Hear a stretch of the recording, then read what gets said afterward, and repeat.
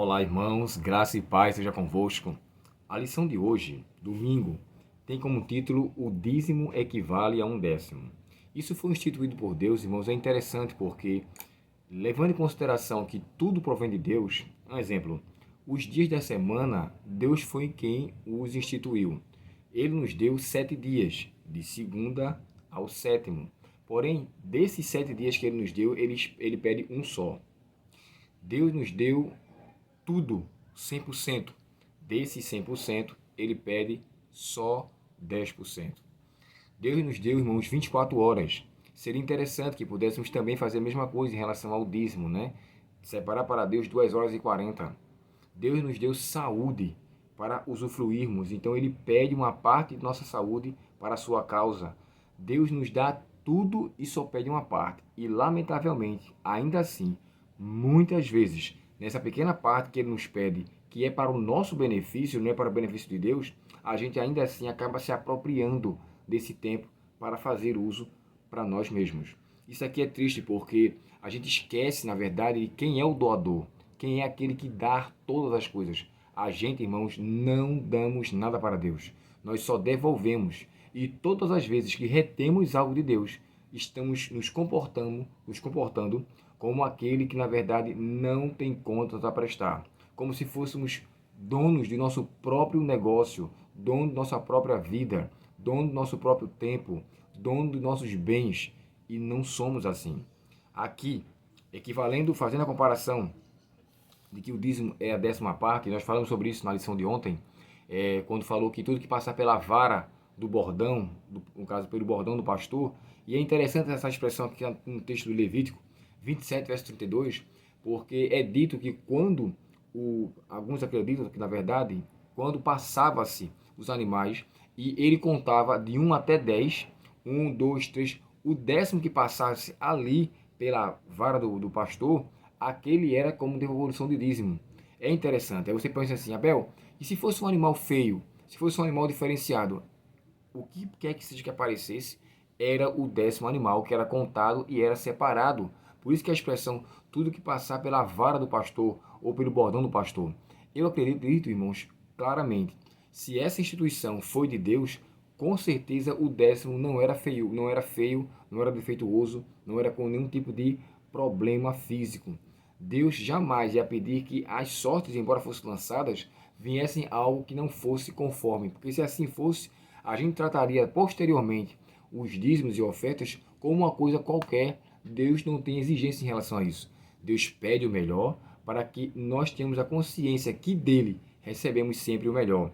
E aqui nos chama a atenção que essa instituição ela veio existir, irmãos, bem antes da lei mosaica, bem antes da tribo de Levi. Uma vez que os sacerdotes eram levitas, quando Melquisedeque aqui aparece, ele não aparece quem é o seu pai, sua mãe, ele não tem, na verdade, nenhum tipo de genealogia. Então, quando Abraão devolve a ele o dízimo dos despojos das guerras, ele reconhece que Deus o abençoou. E a gente entende o seguinte, nesse período já se existia um ministério de sacrifício, um ministério que envolvia uma obra sacerdotal. E, semelhantemente, irmãos, até entre eu não vou dizer entre os pagãos, mas entre aqueles que não eram de todo voltado para o sacerdócio. Exemplo, Jetro, ele era de Midian. E de acordo com Êxodo 2,16, fala que ele era sacerdote de Midian. Sabendo que Midian era da descendência de Abraão, eles não eram os levitas, até porque os levitas veio surgir bem depois, né, com o filho de Jacó, chamado Levi. Porém, aqui nós encontramos também a mesma designação. Então, quer Melquisedeque não tenha um nome ou não seja um sacerdote levita, essa instituição colocada por Deus, ela já existia. É tanto que a obra de sacrifício, minha garganta está ficando ruim, a obra de sacrifício, irmãos, ela já existia antes do santuário. Lembre-se de Jó, muitos levam em consideração, e eu também faço parte, creio nisso, que Jó viveu na época dos patriarcas, talvez ou no tempo de Abraão, ou até antes de Abraão. Porém, quando se fala que Jó oferecia sacrifício para os seus filhos, ele chega a dizer assim, talvez meus filhos tenham blasfemado de Deus em seu coração, E Jó fazia isso continuamente. Então, assim, ele ritualizava o sacrifício para com que houvesse remissão de pecados e automaticamente ele fazia isso sem santuário. Então, a obra de sacrifício, ela existia antes do ministério sacerdotal através do santuário.